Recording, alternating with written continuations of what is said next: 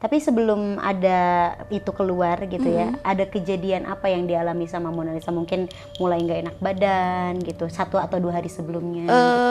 Mulai sakit di bagian tengah ini, tengah kepala. Jadi kayak orang Dipaku gitu ya? Bukan kayak dimasukin jarum.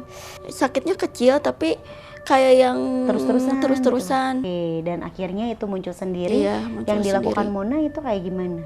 Ya nggak diapa-apain sih, cuma Dibakar dibuang aja. Dibuang memang itu dibuangin sama orang lain, tapi harus ke laut.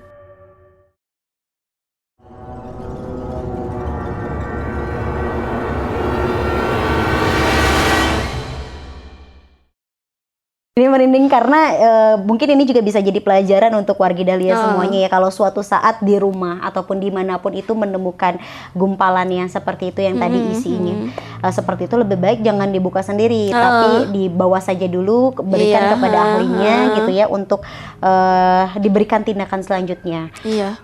Jujur sih saya pernah menemukan dan karena orangnya lempeng ya, kepo juga mungkin ya. Betul sekali, lempeng dan kepo, saya buka, saya bongkar karena mungkin itu sudah lama, karena warnanya sudah tidak putih sih bagian luarnya, udah kusam lah, sudah kusam sih kayaknya, udah hampir hitam. Yes, pas begitu dibuka itu dalamnya itu shock ada, tapi kayak lebih ke ya udah kepalang tanggung gitu, kayak jujur ya sempat shock itu karena di dalamnya itu ada tanah tadi. Ada rambut, sama ada tulisan Arab gundul gitu. Oh iya. Tapi aku nggak paham itu apa gitu ya, maksudnya karena saking entah panik atau apa ketika ngeliat bungkusan itu, aku bakar langsung.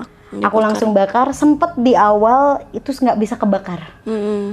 Ini bahannya dari apa? Kok nggak bisa? Bener-bener nggak bisa kebakar. Api tetap nyala, di tapi dalam itu. Si semuanya masih utuh, nggak kebakar. Ya. Itu pada ya, akhirnya karena nyerah dimasukin ke tong sampah. Oh iya.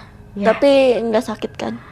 Atau ada itu kejadiannya beberapa tahun lalu gitu. Cuman karena pada saat itu langsung kayak introspeksi diri gitu, kayak saya tahu yang ini saya lakukan mungkin salah, ngambil tindakan begitu saja gitu ya, tapi kayak langsung berdoa, ya Allah minta dilindungi aja, karena saya pun tadi benar-benar kayak ini apa sih kok nemu ini gitu kan gitu. Akhirnya setelah itu minta perlindungan. Kejadiannya beberapa tahun lalu, tapi aku lupa setelah kejadian itu ada apa, karena berusaha untuk melupakan aja gitu, karena udah dibuang, karena dibakar nggak kebakar-bakar. Iya, karena memang ya hal yang kayak gitu tuh nggak bisa dibakar, jadi memang harus dilarutkan ke air laut, dilarung. Ya ampun, pantesan. Ngeri nih. Tapi mungkin ini pelajaran untuk wargi Dahlia gitu ya. Kalau misalkan menemukan hal-hal yang seperti itu lagi, tadi seperti Mona Lisa bilang kan, jangan main asal tindakan sendiri. Jangan main ambil sendiri, jangan main ambil buka aja. Karena memang itu harus harus dibedah sama ahlinya. Gitu. Ya Allah, mudah-mudahan tidak terjadi apa-apa. Sudah bertahun-tahun yang lalu ya.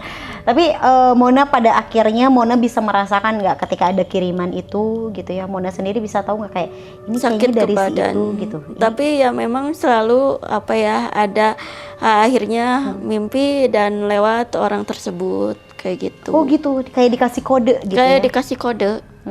Jadi kalau misalkannya ada orang yang niatnya jahat, pasti adalah mimpi. Oh gitu. Oke, berarti feeling kamu bukan hanya masalah yang gaib-gaib aja, tapi secara manusia pun ada manusia yang jahat pun kamu bisa merasakan. Bisa ngerasain. Oke. Mona, ini kan kamu sekarang perjalanan hidup sudah lumayan panjang, apalagi ketika bata batin kamu kebuka dengan seninya dari SMA sampai sekarang gitu. Ketika nanti ada nggak cita-cita kayak aku pengen hidup normal seperti orang biasanya tanpa melihat hal-hal seperti itu? Gitu. Itu hal yang paling diimpikan. Okay. Soalnya ya kalau misalkannya dibilang saya bersyukur dengan gift ini, ya saya bersyukur. Cuman kalau misalkannya boleh memilih untuk jadi seseorang yang lebih peka atau enggak, saya lebih milih jadi orang biasa aja. Karena supaya lebih tenang. Iya. Kamu hidup. kayak sekarang gitu, kamu pergi sendirian aku lihat ya. Terus kamu pulang malam. Itu kamu masih sering merasakan ada sosok yang Ya. di sekitar kamu? Sering Melihat. melihat orang apa sih, kadang-kadang kalau misal nih saya bawa kendaraan sendiri atau gimana, di belakang tuh ada yang ikut, atau misal lagi apa ya, lagi di motor, ada di pinggir jalan trotoar itu ada yang lewat, orang berdarah, sering seperti itu. Ya ampun. Ngeri Dan juga ya ada juga saya ketemu anak kecil yang di daerah Babakan Seliwangi itu loh. Baksil, iya. Itu jalannya sepi banget kalau malam. Iya, itu saya habis apa ya, waktu itu saya lagi kerja di Cimbuluit, kebetulan saya pulang lewat situ dan itu udah hampir jam 1 pagi. Memang nggak sendiri, saya bareng sama teman, tapi teman saya nggak lihat, saya yang lihat aja. Anak kecil? Anak Seperti kecil. apa? Sedang ngapain? Sedang ya kayak apa ya, kayak lagi main-main Aktivitas aja, biasa ya? aktivitas biasa. Karena tidak bisa dipungkiri di dunia gaib pun mereka punya aktivitas seperti biasa gitu. Bahkan ada yang pernah menyaksikan atau pernah peka dengan ada yang namanya pasar gaib. Iya, pernah lihat juga. Nah, itu seperti apa sih? Boleh digambarkan nggak? Tahu nggak sih kayak kita transaksi di Pasar Minggu. biasa kayak Pasar gitu, Minggu pasar gitu ya? minggu ya. Suasananya sangat berisik. Ya kayak orang jual beli aja, jual beli makanan atau apa, seperti itu.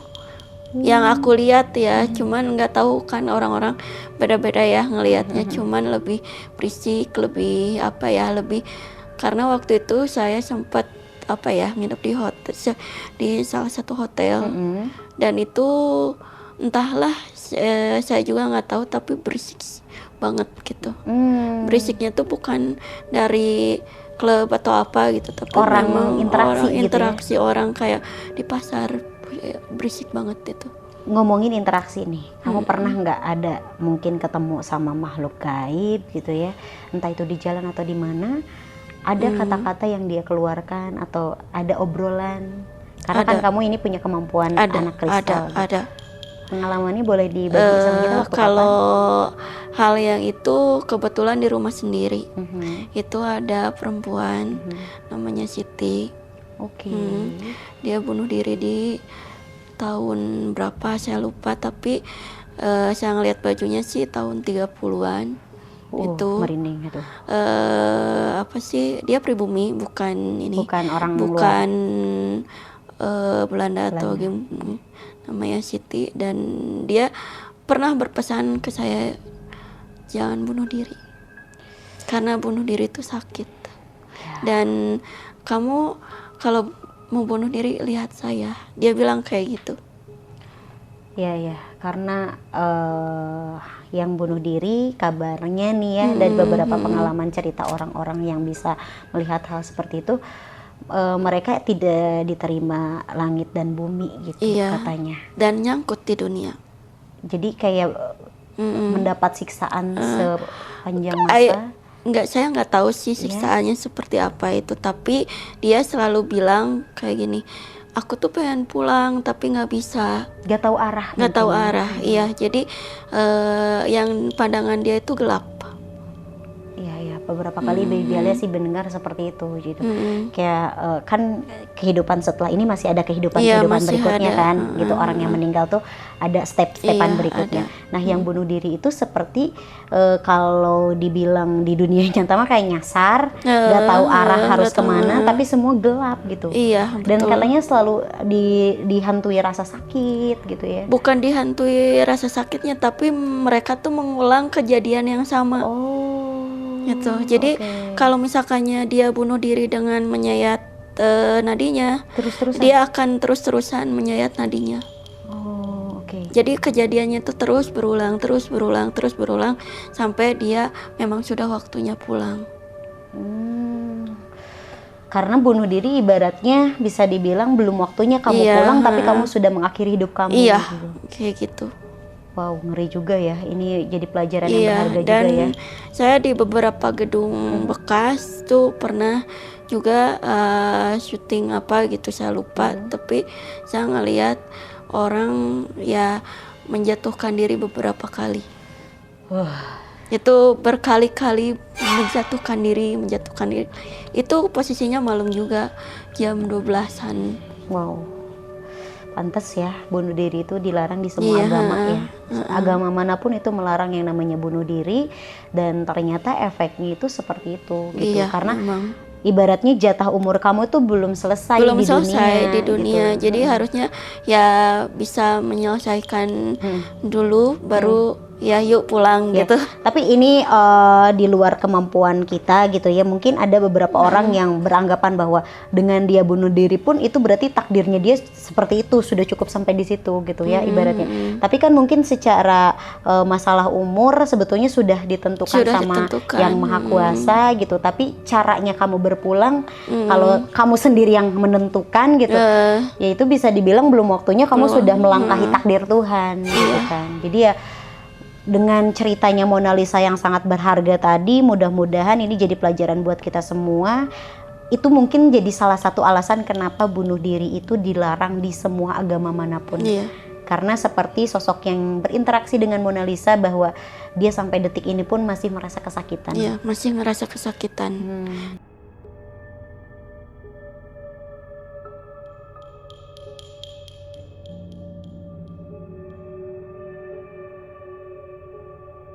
Obrolan bersama dengan Mona Lisa pada hari ini, Mona, mungkin cerita kamu masih banyak atau ada satu hal yang mungkin masih bisa diceritakan dan ini bisa jadi pengalaman berharga juga untuk wargi Dahlia. Kejadian apa? Atau selebihnya hampir sama, secara berulang kamu menemukan kejadian-kejadian yang seperti itu? Secara berulang memang menemukan kejadian seperti itu, tapi dengan banyak yang kayak orang pribumi, orang Belanda, terus ada yang kita nggak ngerti bahasanya. Pernah ketemu juga. Kalau misalkannya kayak yang saya bisa bahasa apa, mungkin saya bisa bantu, tapi kalau saya nggak bisa bahasanya, saya cuma bisa diem, cuma bisa berdoa aja, kayak gitu. Oke. Mungkin terakhir nih Mona, kita juga kemarin sudah sempat mengundang beberapa narasumber, bahkan kru radio Dahlia sendiri pun sudah duduk di kursi panas ini untuk menceritakan pengalaman bisnisnya. Mona ini udah sering main ke Radio Dahlia atau baru kali ini ke lantai 3? Baru kali ini sih ke lantai 3. Baru kali ini. Kamu mau nyeritain nggak suasana di sini seperti apa? Karena di episode sebelumnya juga kru Radio Dahlia beberapa ada yang bercerita berdasarkan pengalaman pribadi, walaupun dia tidak punya kemampuan melihat hal-hal seperti itu. Enggak sih, dianya bilang udah jangan diceritain. Oke. Gitu. Misalnya tadi saya sebelum syuting ini duduk kan di luar kan, ada yang nyamperin dan kalau ditanya jangan jawab ya. Karena sudah terlalu sering diceritakan. Saya malu katanya. Tapi mereka baik ya? Baik. Baik menjaga tempat ini, baik. Dia baik menjaga gitu kan di tempat ini, terus dia bilang jaga kebersihan aja. Dia bilang seperti itu, jaga kebersihan. Oke, nanti kita akan bicarakan bersama dengan Tisna dan juga tapi memang ya itu tadi mungkin beberapa kali kru Radio Dahlia, terutama di lantai 2 sih sebetulnya, di lantai 1 di lantai 1 beberapa kru Radio Dahlia ketika aktivitas sering nggak diganggu sih, tapi lebih ke mendengar suara-suara bising aneh gitu, atau enggak melihat sosok yang menyerupai krunya. Oh, kalau saya sih enggak, waktu itu kan lagi sama Ido itu di bawah. Waktu itu jam berapa ya? Jam 10 malam. Saya ngelihat orang yang lewat tapi hitam. Oh, kamu di bawah hitam. Cuma itu doang. Kalau yang lainnya, kalau ada yang misalkan nih, aku udah di bawah. Aku di ruang siaran misalkan, tapi tiba-tiba ada Andri ngelihat aku ada di toilet. Nah, sering kejadian seperti itu di sini tuh gitu. Jadi ketika pas ke ruang siaran lagi, Alia bukannya tadi di toilet, tapi yang di toilet itu tidak melihatkan mukanya, hanya perawakannya saja dan tidak berbicara. Gitu. Kalau misalkan yang kayak gitu-gitu itu biasanya apa sih? Hanya sekedar iseng apa gimana? Iseng mereka itu. Jadi seneng kalau misalkannya ini tuh ya mau bilang, nih gue ada nih di sini. kayak gitu. Oke. Biasanya sih seperti itu. Dengan menyerupai teman sendiri gitu ya. Tapi sejauh ini sih alhamdulillah tidak ada gangguan apapun yang signifikan. Kita hidup dengan dunianya masing-masing. Hanya saja mungkin ketika sesuatu saat kebetulan bertemu, itu pun mungkin suatu ketidaksengajaan, mereka pun tidak ingin menampakkan diri mungkin pada saat itu ya. Karena katanya ada juga beberapa sosok makhluk gaib yang ketika dia tidak sengaja terlihat oleh kita, dia pun sama kayak menggigil apa gimana dan gitu ya. Mereka tuh kalau misalkannya yang nggak sengaja seperti itu biasanya masih baru dan apa sih dia belum bisa balance energinya. Biasanya gitu, terus langsung habis energi dia juga gitu. Jadi kayak sama kayak kita ngelihat hantu kan, apa sih kita juga ketakutan, kaget iya. dan Mereka juga kaget. habis mereka juga kaget gitu. Oh kenapa kok bisa kelihatan gitu. Wow, ini benar-benar ya bikin kita juga jadi bukan tidak perlu takut ya, tapi kita harus bisa menerima bahwa kita itu hidup berdampingan dengan makhluk gaib. Jadi kalau suatu saat kita tidak sengaja atau bertemu atau apa, cukup bacakan doa saja. Cukup bacain doa biar merekanya lebih tenang. Betul, dan tidak saling mengganggu, itu intinya ya. Iya. Cerita Mona Lisa hari ini luar biasa, sangat memberikan pengalaman yang positif untuk wargi Dahlia semua. Terima kasih Mona. Ya, mudah-mudahan sehat selalu dan Amin. Mona mudah-mudahan bisa menjadi pribadi yang lebih ceria lagi gitu ya. Dan pastinya dengan kelebihan yang Mona saat ini juga mudah-mudahan bisa menjadi pelajaran berharga untuk wargi Dahlia yang ada di rumah semuanya. Sehat-sehat Mona ya. Iya. Terima kasih banyak, itu dia tadi ya obrolan Baby Alia bersama dengan Mona Lisa, yang pastinya di cerita misteri kali ini episode yang sangat-sangat berarti dan juga berharga untuk wargi Dahlia.